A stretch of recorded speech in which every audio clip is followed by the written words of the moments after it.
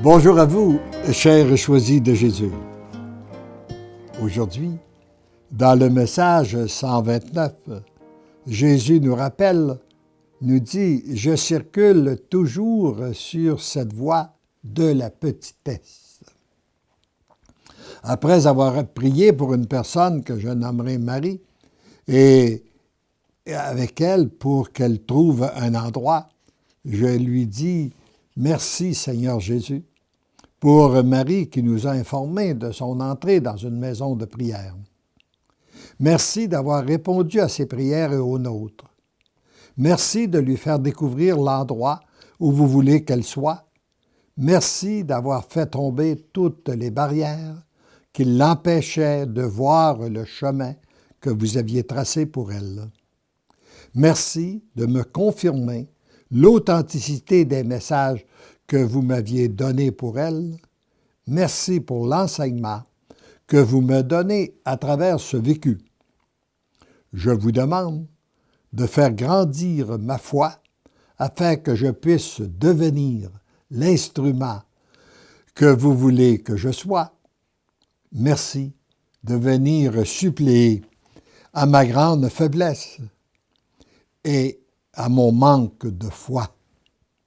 Je compte uniquement sur vous. Je vous aime. Et la réponse, mon tout petit. Comme j'aime te voir ressentir ta petitesse, ton impuissance. C'est à ce moment seulement que tu deviens un instrument qu'il m'est possible d'utiliser à ma guise. Notre Dieu ne passe pas comme nous. Nous voulons être forts, nous voulons être puissants. Et lui, il nous dit que c'est à travers notre petitesse, notre faiblesse, que lui, il passe et qu'il peut nous utiliser. Comme je te l'ai enseigné, je circule toujours sur cette voie de ta petitesse. Ainsi, tu es certain de me rencontrer. Continue à méditer l'homélie de Saint Grégoire le Grand, dont c'est la fête aujourd'hui, sur le prophète Ézéchiel. Tu y puiseras ce qui est nécessaire en ce moment.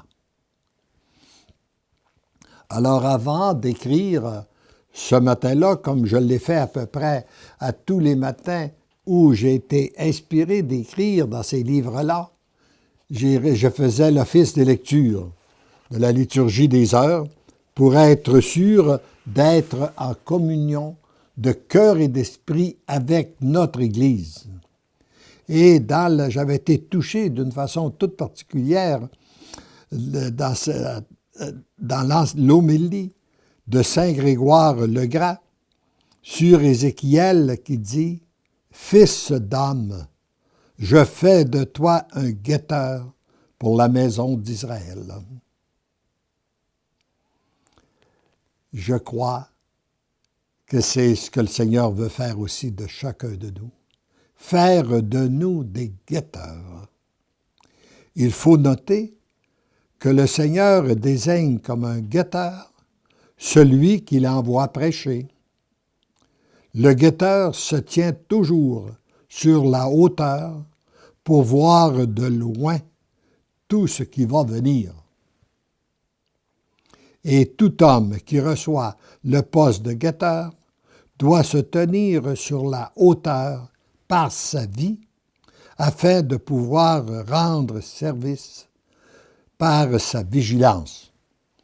Et le texte continue là sur heureux sommes-nous de devenir des guetteurs, de prendre conscience que nous sommes présentement à l'aurore de la plus belle des histoires du monde, celle qui prépare le grand retour de Jésus dans sa gloire. C'est aussi la nouvelle civilisation qui se met en marche, la civilisation de l'amour. Heureux es-tu, et je reviens dans le texte du volume, heureux es-tu ce matin de découvrir davantage ta petitesse et d'accueillir mon amour. C'est ainsi que tu deviens l'amour. Tendrement, je t'aime. Amen.